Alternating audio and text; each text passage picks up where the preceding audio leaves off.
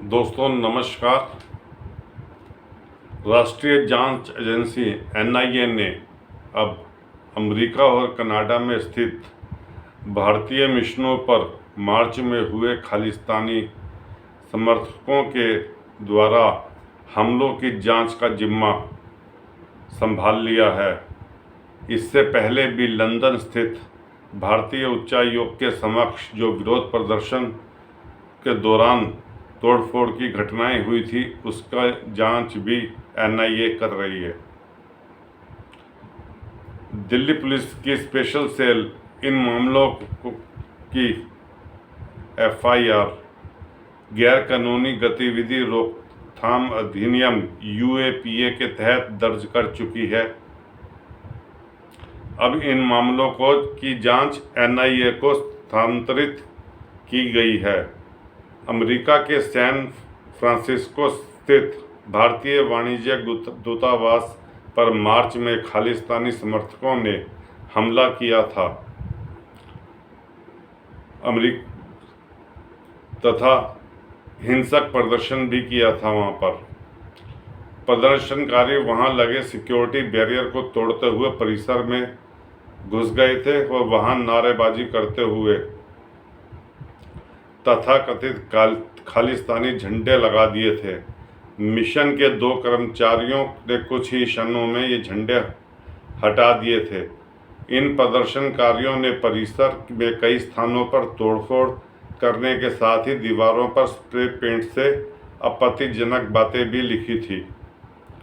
भारत ने इस संबंध में दिल्ली में कार्यरत अमेरिकी दूतावास के प्रभारी अधिकारी से कड़ा विरोध जताया था।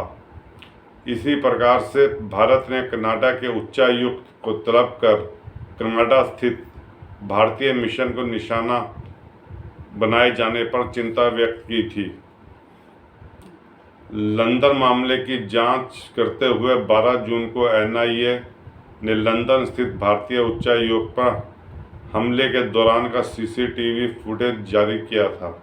एजेंसी ने इस फुटेज में उपद्रव करते दिखाई दे रहे लोगों की पहचान करने उनकी सूचना देने की अपील की थी। लंदन में 19 मार्च को प्रदर्शनकारियों ने उच्चायोग परिसर में तोड़फोड़ करते हुए भारतीय झंडे को उतार दिया था। इस दौरान लंदन पुलिस के 2 सुरक्षा कर्मियों को भी चोटें आई थी। यह घटना पंजाब में खालिस्तान समर्थक अमृतपाल सिंह के खिलाफ पुलिस की कार्रवाई शुरू करने के एक दिन बाद हुई थी। लंदन में हुई घटना के परिप्रेक्ष्य में नई दिल्ली में नियुक्त ब्रिटिश डिप्टी हाई कमिश्नर से को तलब कर स्पष्टीकरण मांगा गया था। साथ ही ब्रिटिश सरकार से कड़ा विरोध व्यक्त किया गया था।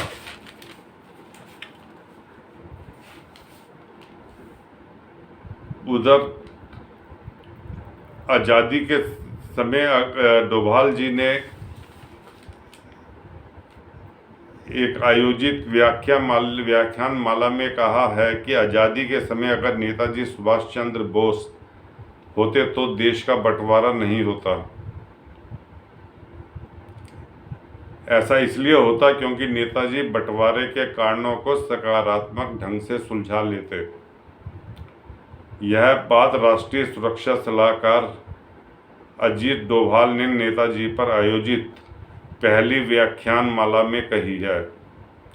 डोभाल ने कहा, नेताजी के साथ इतिहास में न्याय नहीं हुआ, लेकिन वह इस बात से प्रसन्न है कि प्रधानमंत्री नरेंद्र मोदी जी ने इस गलती को दूर करने की कोशिश की है। एनएसए ने कहा, वह किसी को अच्छा या बुरा नहीं कह रहे हैं, लेकिन यह जानते हैं कि नेताजी के बौद्धिक स्तर वाले बहुत कम लोग उनके समय की राजनीति में थे। इसी प्रकार से बहुत कम लोगों में धारा के विपरीत चलने की क्षमता होती है। ब्रिटिश साम्राज्यवाद के युग में यह और ज़्यादा मुश्किल था, लेकिन नेताजी में यह क्षमता थी। डोभाल जी ने पाकिस्तान के संस्थापक मोहम्मद अली जिन्ना के वक्तव्य का उल्लेख करते हुए कहा कि जिन्ना ने सुभाष चंद्र बोस को नेता के तौर पर स्वीकार करने की बात कही थी। नेताजी आज़ादी को लड़कर लेना चाहते थे, ना कि भीख स्वरूप में लेकर। ऐसा इसलिए क्योंकि आज़ादी भारतीयों का अधिकार है। नेताजी ने कहा था कि अगर आज़ादी मांग कर ली गई तो वह सशर्त होगी। इसलिए भारत को अगर बिना शर्त आज़ादी मिली होती तो देश का बंटवारा नहीं होता। 1947 में अगर सुभाष चंद्र बोस जी जीवित होते तो जिन्ना उन्हें नेता मान लेते और भारत का बंटवारा नहीं होता। डोभाल जी ने कहा कि नेताजी का कई मुद्दों पर महात्मा गांधी से मतभेद था, लेकिन उनके मन में गांधी जी को लेकर बहुत सम्मान भी था। डोभाल जी ने कहा कि नेताजी का नेतृत्व करने का तरीका अलग था। उनका मानना था कि भारत एक वास्तविकता है, वास्तविकता रहेगी, इसलिए वह आज़ादी से कम पर कोई समझौता करने को तैयार नहीं थे। नेताजी केवल राजनीतिक गुलामी से मुक्ति नहीं चाहते थे, बल्कि वह भारत की राजनीतिक, सामाजिक और सांस्कृतिक सोच को बदलना चाहते थे। वह आम आदमी को उस तरह महसूस कराना चाहते थे कि जैसे कि एक चिड़िया खुले आकाश में महसूस करती है कि जहाँ चाहे वहाँ उड़ सकती है।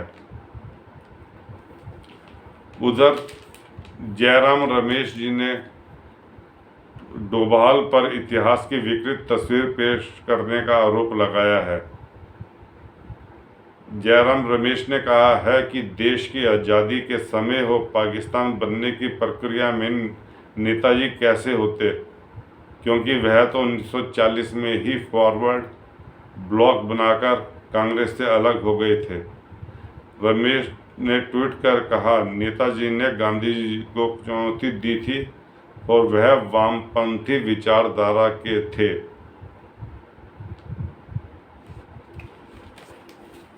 यह तो थी NIA से संबंधित और डोभाल जी से संबंधित स्पीच।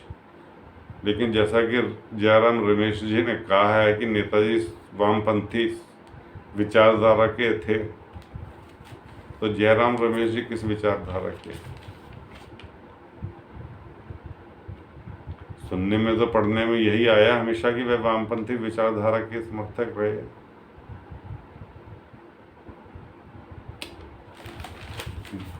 दोस्तों, इस वीडियो को लाइक कीजिए, सब्सक्राइब कीजिए, शेयर कीजिए, अपने कमेंट्स भी दीजिए। धन्यवाद।